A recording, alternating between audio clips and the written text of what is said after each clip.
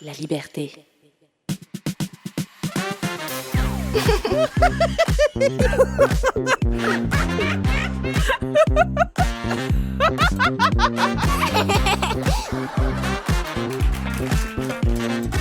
D'un bout à l'autre du Canada, est-ce qu'on rit pareil? C'est la question qu'on se pose ici. Moi, c'est Coco Bliveau et je vous souhaite la bienvenue dans On rit pareil, une série balado réalisée par La Liberté et la Fédération des communautés francophones et acadiennes, dans laquelle on rassemble les voix de l'humour francophone. Dans chaque épisode, je reçois vos humoristes préférés du Manitoba, de la Nouvelle-Écosse, du Nouveau-Brunswick, de l'Ontario, des territoires du Nord-Ouest et du Québec. Ensemble, on jase, puis surtout, on explore ce qui nous distingue et ce qui nous rapproche. Puis, qui sait, peut-être même qu'on se taquine un petit peu. OK, assez jasé, place à l'épisode. Aujourd'hui, on se demande d'où vient notre humour et comment celui-ci évolue au fil de nos voyages dans la francophonie. Derrière chaque humoriste, il y a un territoire, une langue, une culture, mais il y a aussi souvent un déplacement, grandir à un endroit puis jouer et faire rire ailleurs. Qu'est-ce que l'on garde? Qu'est-ce que l'on transforme? Comment? Pourquoi? Que de grandes questions pour nos invités du jour. Je suis aujourd'hui en compagnie de Catherine Levac, Eddie King et Stéphanie Morin-Robert. Catherine Levac a grandi dans l'est de l'Ontario, à la frontière avec le Québec. Franco-ontarienne, diplômée de l'École nationale de l'humour, elle est devenue l'une des humoristes les plus aimées du Québec. Après son spectacle Velours, certifié platine, Grosse et L'homme de ma vie, elle est déjà à l'écriture de son prochain spectacle. Eddie King est né en France, de parents congolais et est arrivé au Québec à l'âge de 13 ans. Sur scène depuis 2007, il s'impose dans tous les grands galas d'humour avec un style calme, posé et des punchs dévastateurs.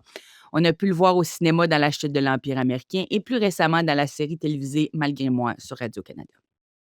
Stéphanie Morin-Robert vient du nord de l'Ontario, artiste multidisciplinaire installée au Manitoba francophone. Son spectacle Angle mort a été joué plus de 1300 fois en français et en anglais. Après des années à tourner en anglais, elle a choisi de tout reconquérir, sa langue, son identité et sa place dans la francophonie. Alors, je vous ai présenté un peu, mais j'aimerais l'entendre de vos propres mots. C'est quoi votre rapport à la francophonie? D'où vous venez puis comment vous avez grandi? On peut peut-être commencer par toi, Catherine? J'ai grandi dans un petit village qui s'appelle Saint-Bernardin, vraiment à mi-chemin entre Ottawa et Montréal. C'est une place, où les gens parlent vraiment français. Tu sais, j'étais en Ontario, mais je consommais de la musique, de la télé. Mais grâce à mes parents s'appellent Gilles puis Claudette. Ça a pris du temps avant que je comprenne la fragilité, si on veut, ou les enjeux de francophonie. C'est quelque chose que j'entendais parler, mais que je vivais pas. Mais la culture francophone très encouragée à la maison.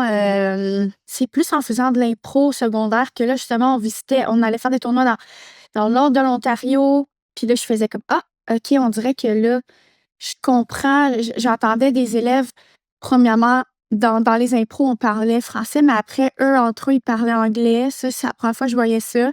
Euh, donc, j'avais comme bâti mon identité sur le fait que moi, je parlais le bon français. Moi, je parle français pour vrai. Je sais pas, juste dans des. Je me souviens, une impro, j'avais dit tu sais, nous, on dit pas des horaires, on dit une cédule. Puis c'est vraiment normal pour moi de dire une cédule ou je sais pas, un stylo, c'était une plume. Tu sais, il y a plein de mots très l'est de l'Ontario, là. Puis on faisait une impro avec du monde en plus, c'était à l'ETS, du monde vraiment pas bon, qui étaient des scientifiques. Fait que c'est comme là, on va clencher eux autres. Puis je me souviens qu'elle avait ri du fait que j'avais dit la cédule, c'est une impro qui se passait chez Monty Martin. Puis ça m'avait tellement comme. Ça m'avait vraiment gênée. Puis j'ai genre shit de merde. Comme ça m'avait. Ça m'a vraiment gênée. Mais après, on dirait qu'à l'école de l'humour, là, j'étais plus vieille, j'étais plus au courant de ces enjeux-là, j'étais vraiment plus confiante dans mon identité. J'étais surtout confiante aussi dans ce que je peux apporter de nouveau dans ce paysage culturel. J'avais comme fait ce chemin-là, rendu à 20-25 ans. J'étais comme déjà ailleurs, même j'étais beaucoup, tu sais, une des premières. On m'a connue avec un personnage de franco-ontarienne, tu sais, fait que j'étais vraiment dans l'acceptation de ça, puis dans l'utiliser plus que le nier, tu sais. C'est sûr qu'avec ce personnage-là, on me disait que, ah oui, c'est un personnage anglophone, tu sais, on comprenait pas que c'était une franco-ontarienne, mais ça a pris du temps, mais là, Ah oui, ce personnage-là, je le connais bien, c'est Paige Beaulieu. C'est intéressant parce que Stéphanie, toi aussi, tu viens de l'Ontario, mais je crois que tu as un parcours quand même différent, n'est-ce pas? moi, tu sais, Kat, tu mentionnes tes parents, tu te baignais dans la francophonie, même si tu étais en Ontario. Moi, c'est moi qui demandais à mes parents de me parler en français. Mon père s'appelle Jacques, ma mère s'appelle Brigitte, mais c'est des francophones assimilés. Donc, je l'ai vraiment vécu autrement. Moi, je suis née dans le nord de l'Ontario, à Timmins. J'ai grandi là, je suis allée au primaire et aussi au secondaire en français, mais moi, le secondaire, ça s'est plutôt fait en correspondance. Je faisais partie d'une troupe de théâtre musical qui faisait la tournée dans la francophonie, hors Québec, au Canada. C'est vraiment là où j'ai eu la piqûre pour, justement cette fierté, francophone hors Québec et de promouvoir ma culture. Après ça, j'ai déménagé à Drummondville pour l'amour et c'est là où je me suis vraiment rendue compte, que j'avais comme une crise d'identité parce que soudainement, tout le monde me traitait d'anglophone. Puis je me permets d'ajouter, Stéphanie, si j'ai bien compris, toi, tu es allée plus du côté anglo pendant quelques années de ta carrière avant de revenir dans la francophonie activement, surtout au Manitoba maintenant. Est-ce que pour toi aussi, le fait d'être franco puis le rapport à la langue, c'est quelque chose que tu présentes tout de suite sur scène? C'est important pour toi d'en parler ou de l'expliquer, de le contextualiser? Mais moi, dans le fond, quand je me présente ou cette identité sur scène, mon insécurité en arrivant, ça va pas directement à l'accent.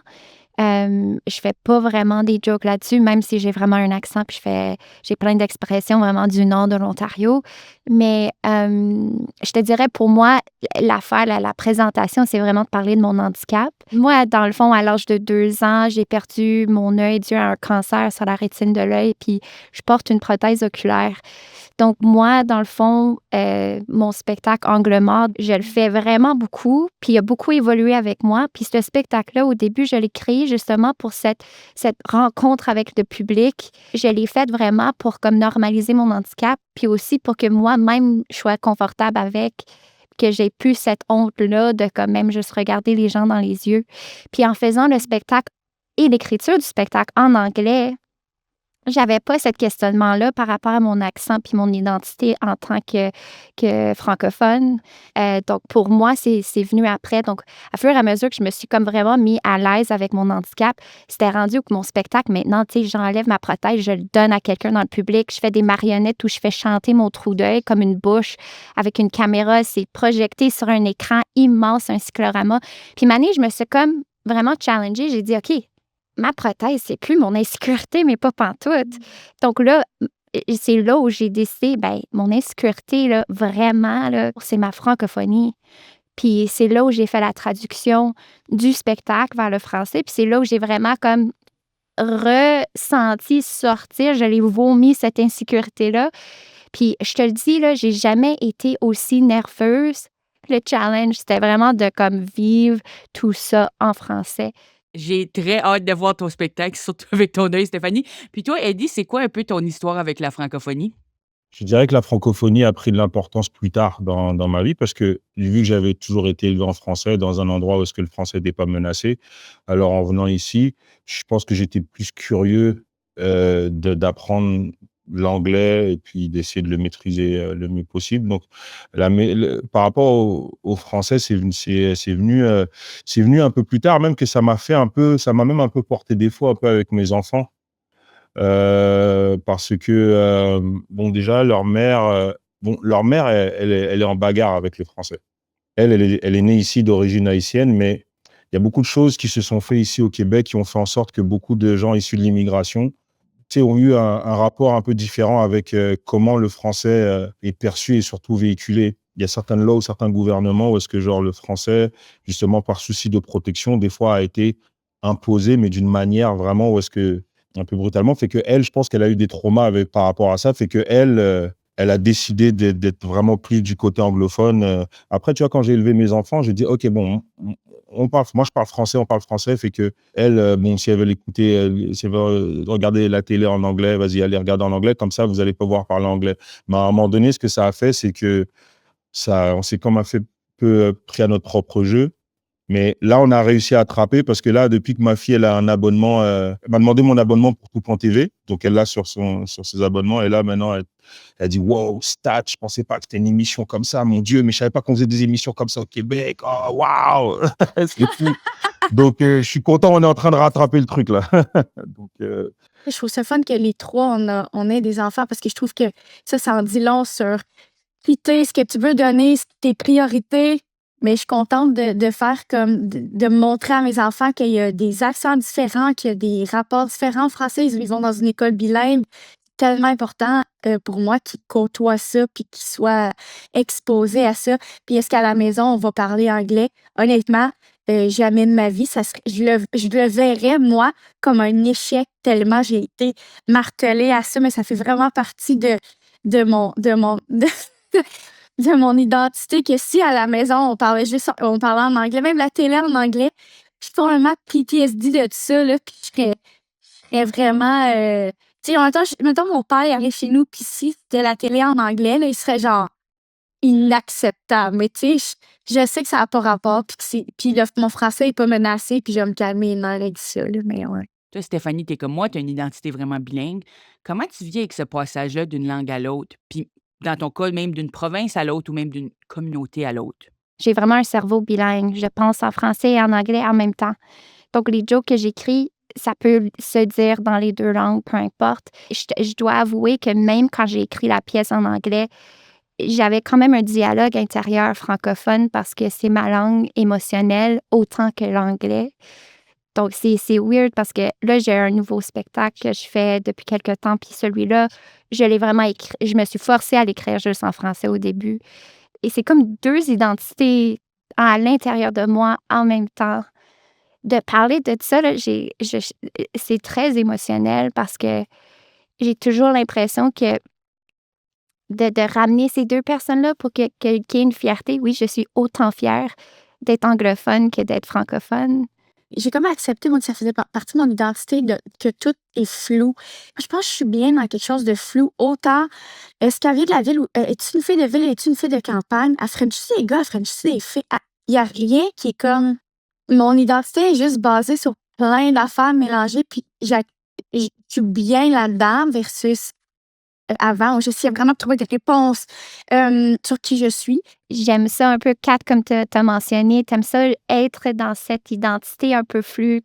C'est d'avoir cette liberté-là, de ne pas avoir une étiquette dans le front, que tu es ça, puis tu vas être ça, puis cette opportunité de pouvoir grandir, puis apprendre, puis évoluer, puis décider, maner, que soit je suis plus cette personne-là, puis j'ai une flexibilité de devenir d'autres choses. Quand vous jouez ailleurs, est-ce que vous changez votre façon de faire? Y a-t-il des variantes? Est-ce que vous modifiez selon les publics différents? Changez-vous de sujet selon les endroits? tu sais, Stéphanie a dit qu'elle réfléchit elle réfléchit dans les 2 langues. Moi, c'est pas vraiment le cas, mais par contre, quand c'est le moment d'écrire des jokes, ce que je faisais, c'est que je m'assurais que je les écrivais en français, en anglais dès le départ. Et ce que ça fait, c'est que ça force à ce que tes punchlines ne restent pas sur des trucs qui sont typiquement culturels au niveau linguistique. Mais c'est vrai que des fois, culturellement, il peut arriver. Par exemple, la première fois que j'avais été faire le Montreux, j'avais parlé sur la vasectomie, tu vois. Ça marchait super bien au Québec. Et après ça, quand j'ai été sur Paris pour pouvoir roder mon truc, et c'est quand je suis arrivé sur Paris, je me suis rendu compte, ah mais les Français, ils font pas la vasectomie comme ça, c'est pas dans les mœurs, c'est pas dans les cultures. Et je me suis vraiment rendu compte que, ah ouais, le set, il fallait que je le réécrive complètement pour des gens qui ne connaissent pas ça du tout, quoi, tu vois. Est-ce que tu sens que, tu sais, toi, tu as plusieurs identités mélangées, comme tu as grandi en France, tu as ton identité congolaise, ton identité québécoise. Est-ce que tu sens que ça ça a influencé ton écriture d'avoir toutes ces influences-là? Mais toujours, toujours, toujours, parce que ça fait toutes ces facettes-là font de moi qui je suis. C'est important de les comprendre et de les chérir aussi, tu vois. Tu sais, quand je pense à mes filles, il y a encore une couche de plus, parce que leur mère est d'origine haïtienne, donc il y a une couche de plus là-dessus. Puis moi, ce que j'ai compris, ce que j'enseigne à mes filles, c'est que euh, laissez pas les gens dire: «Ouais, vous êtes moitié d'eux ou moitié d'eux». Tu sais, vous êtes 100% toutes ces identités-là, à 100%. Ça veut dire que vous pouvez revendiquer vos droits, autant pour le Congo, autant pour la France, autant pour le Québec, autant pour le Canada, autant pour Haïti et tout. Je dis à mes enfants que vos parents, vos grands-parents, les arrière-grands-parents se sont battus pour que vous ayez cet héritage-là.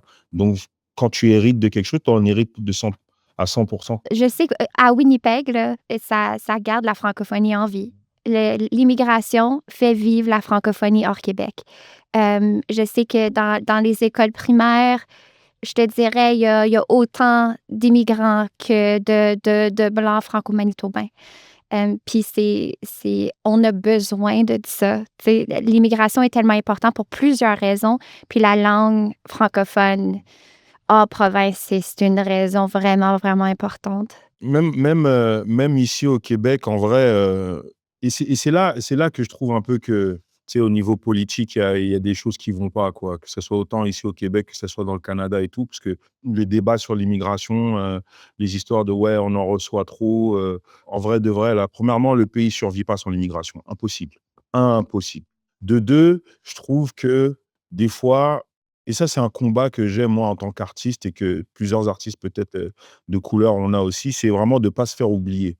Quand j'ai fait la tournée des rendez-vous de la francophonie, je vois beaucoup de profs d'origine africaine qui viennent et qui mettent leur pierre à l'édifice pour garder le français vivant et tout, tu vois. Donc ça, c'est des choses qui sont importantes et que je trouve dommage que des fois dans les débats politiques, c'est la partie où est-ce quand on parle d'immigration, qu'on parle de seuil, qu'on parle de ceci et cela, et on oublie l'importance que c'est. Qu'on soit capable d'accueillir l'immigration, bah oui, c'est une chose. Qu'on veuille protéger nos frontières et puis tu sais, qu'on soit là-dessus, c'est aussi important. Mais de faire en sorte que l'immigration, il y en a trop, il y a on a besoin, on en a besoin. On n'a pas le choix, genre, c'est pas un choix, c'est même pas un débat, genre. Donc, puis je suis content de voir bah, pour les communautés francophones ailleurs, ben, c'est vraiment un exemple type, quoi, tu vois? Toi, Kat, est-ce que tu t'adaptes selon quand tu vas en Ontario ou à Québec? Vu que c'est ton public de chez vous, y a-tu une relation différente quand tu retournes chez toi pour faire de l'humour? Je me souviens, j'avais un beat Coco sur genre je me souviens pas trop, mais c'était sur un camp pastoral quand j'étais au primaire, puis je me rends compte que une première communion, c'est peut-être bizarre, puis je parle de ça. Ça, c'est quelque chose de vraiment soft au Québec, tu sais, comme il y a eu la Révolution tranquille il y a vraiment longtemps, puis comme c'est pas je suis pas Jeanne d'Arc de ça. Par contre, quand j'en parlais en Ontario, je chantais vraiment j'avais vraiment de la misère à parler de sexualité, à parler de mon corps. J'étais vraiment plus prude. J'étais genre: «Aïe aïe», tu sais, fait qu'il y a comme c'est pas moi qui est différente, c'est les réactions qui sont différentes, tu sais, puis d'être prêt à ça. Ouais, puis maintenant, j'habite au Manitoba, puis je dois avouer que c'est encore plus vanille ici, dans les goûts, qu'en Ontario. Qu'est-ce que ça veut dire, vanille? Vanille comme prude, plus moins osé. Puis en Ontario, c'est plus vanille qu'au Québec. Puis moi, l'entre-deux que j'ai beaucoup aimé, c'était vraiment mes tournées en Acadie, je me suis vraiment sentie comme c'était vraiment un feeling d'être entre tout ça, puis que je pouvais comme jouer entre toutes ces identités-là, entre ces publics-là. C'est vraiment les publics qui m'ont plus touchée dans ces expériences-là de scène. D'ailleurs, Stéphanie, tu parles de tournée puis de rencontrer d'autres publics. Je sais que toi et Eddie, vous avez fait la tournée d'humour des rendez-vous de la francophonie ensemble cette année, aux côtés de Jonathan Dion et de Mélanie Couture. Qu'est-ce que vous retenez de ce genre d'événement-là, de la rencontre avec les différents publics à travers la francophonie canadienne? L'engouement des gens, quand on vient les voir. Ils ont un enthousiasme, ils sont contents, ils rient fort, ils sont généreux. Il y avait un village, j'ai oublié c'est quoi le nom du village, mais il y avait un village, au fond du Manitoba, il y avait un seul qui graduait du secondaire, un seul gars genre le bal de finissant, c'est lui tout seul. Tu comprends? C'est pour te dire à quel point, ouais, eux, ils ont des vrais combats là pour faire survivre le français, tu vois? Ce serait tellement plus facile pour lui d'aller à l'école en anglais, tellement plus fun, tu vois? Mais lui, il est là tout seul. Secondaire 5, c'est moi. Tu vois? C'est quelque chose. Ça m'a fait vraiment découvrir des gens, tu sais, genre quand j'étais en Saskatchewan, je savais pas c'était quoi moi, les Fransaskois, et quand tu vois qu'ils sont là, ils ont une identité, ils ont même leur drapeau et tout, tu comprends? Dans les différentes communautés, on rit-tu différemment? On rit-tu pour les mêmes raisons? Est-ce que la francophonie se rejoint entre elles? Oui! Oh, est-ce que nous tue pas, nous fait rire? Ben, moi, je trouve qu'on rit pas pareil, mais je trouve ça le fun qu'on rit pas pareil. Je trouve que c'est la beauté de la chose. Je suis comme, j'adore ça. Mais moi, quand j'entends « Est-ce que tout le monde rit pareil? » J'entends « Does everybody laugh anyways? » Ouais, comme est-ce que vous Ouais, riez malgré Quand même. toute Oui, cette souffrance? Est-ce qu'on rit quand même? malgré la souffrance. Ouais. Donc, pour moi, je suis comme oui, on finit par, malgré tous les défis, malgré les différences, malgré les publics différents, les références, la culture différente, on réussit quand même à rire. Je pense pas que aucune communauté dans le monde rit. Il y a certains trucs sur lesquels on rit pareil, mais on a des trucs sur lesquels on rit vraiment différemment. Mais c'est particulier comme question parce que nous, notre job, c'est de faire en sorte que tout le monde rit pareil. Si on fait bien notre job, normalement, tout le monde rit pareil. J'ai tellement trouvé ça beau ce que tu as dit, parce qu'il y a personne qui l'a vu sous la perspective que c'est une responsabilité que nous, on a de faire rire les gens malgré tout. Fait que je trouve ça super beau. Merci encore, c'était super. On était avec Eddie King, Kat Lévesque et Stéphanie Morin-Robert. Vous avez été très généreux. Merci.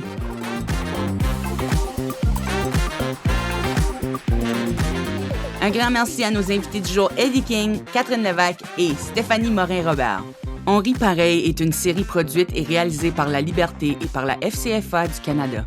Ce projet est rendu possible grâce au soutien du gouvernement du Québec via le ministère de la langue française. À bientôt!